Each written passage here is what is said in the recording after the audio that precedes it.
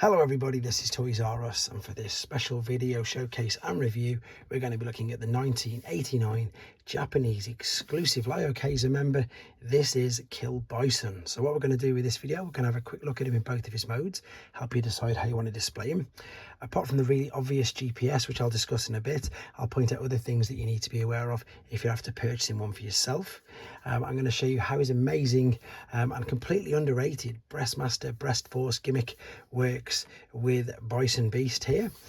Because I'm lucky enough to have a couple of different types of packaging, we can have a look at the way he was individually packaged and indeed as part of the gift set, and then we can have a very quick look at the European exclusive version of him that was released a few years later, and as well see how he looks and compares and in fact fares against some of the newer figures from today, including third party and original. I've also got his Combiner Wars version as well to have a quick look at comparison with that. So as I've put them away now, I'd like to remind anybody who's not subscribed to this channel, if they'd like to hit that subscribe button for me now please, because it really will help me out.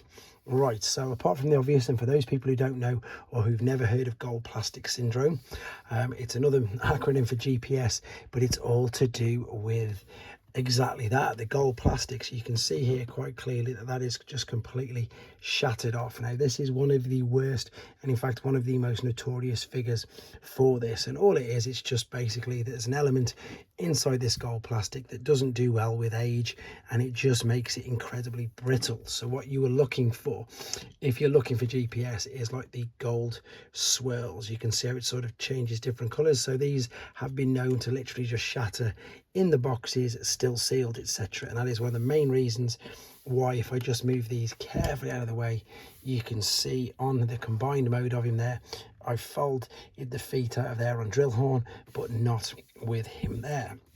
And it's such a shame because these figures, although incredibly basic, are so much fun, and especially when you want to build up the full combined form there. So this is the robot mode, and believe you me, there's not much you can do with this anyway. These are the arms that you can lift up and down. In fact, what I'm going to do is I'm not even going to do that. I'm going to show you that with the European release in a minute. We've got some stickers on the side there, obviously quite important for how well he looks, and we've got the main turret on the back. As I've mentioned, the combined mode, you would fold this down to be the foot. Now the alternate mode looks the best, to be honest, but again, it is super blocky, super basic, and it is based on a KMW Gepard anti-aircraft tank. And I did just read that because I wanted to make sure I got it right. So the turret spins all the way around. These two guns can come off. If we have a look at this here, oh no, I've took one of them off, and that's because what you do is you combine these like that to make the giant weapon for liokaiser, which is the combined form of him there. So as I say, the best thing about this guy, and I don't mind showing you the gimmick with this because it's already shattered anyway. So this was his little Breastmaster or breast partner, and that's legitimately the name. It's not me making it up. He was known as Bison Breast, and although he's got his own little alternate mode there, which is quite cool, it's got his own articulation in each leg.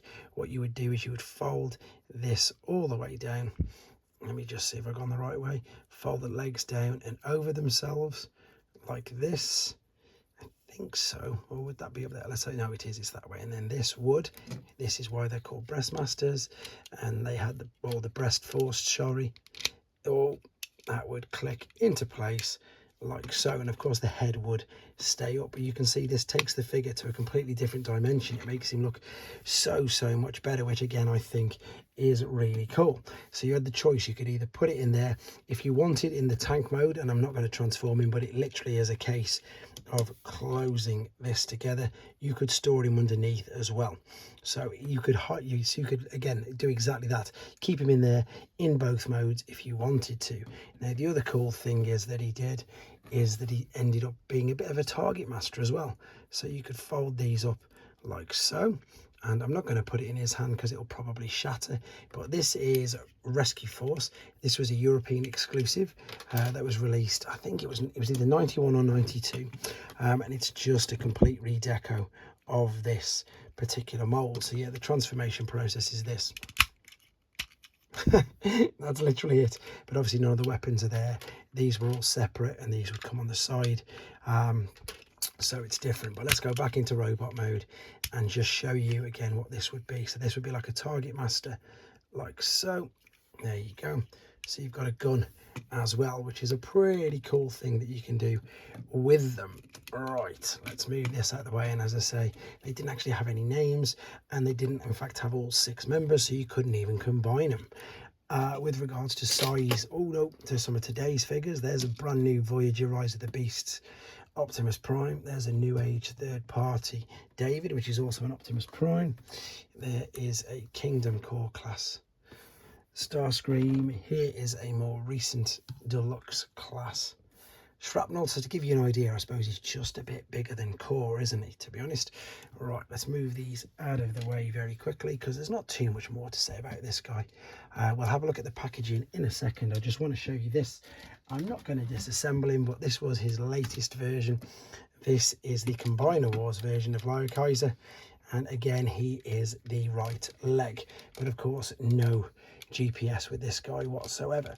So that was his latest and most recent version, but in fact they changed his name because they don't like the first 4 letters, which I'm not going to overemphasize, of his name.